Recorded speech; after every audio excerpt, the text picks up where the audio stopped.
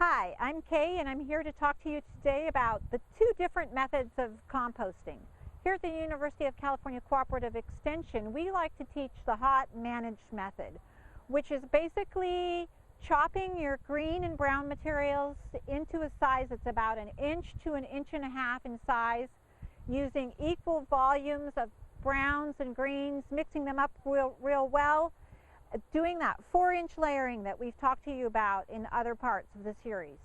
Today we're looking at a compost pile that's been going for about 4 weeks, and you can see the material is pretty well incorporated and it's becoming a really beautiful color, really nice and dark brown.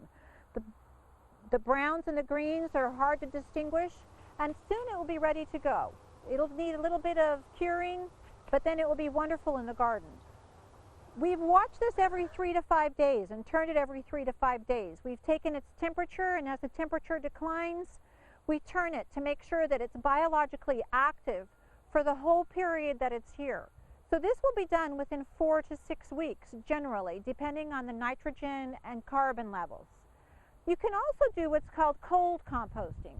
And cold composting doesn't require as much labor. Hot composting will decrease your pathogen load because the temperatures that are involved will kill diseases and also help keep the biological activity up very high. So your pathogen load will go way down.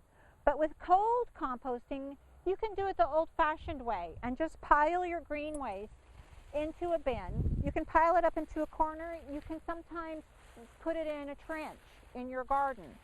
The problem with this is that you will have no pathogen reduction. So if the foliage is diseased, if you have some other kind of problem in there, an insect that you don't want to see again, it may show up again. But this is perfectly acceptable. Just be very careful when you're doing cold composting methods not to put disease into the pile.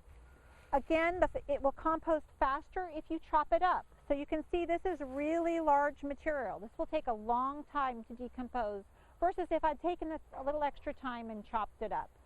Again, cold composting, basically piling it up somewhere.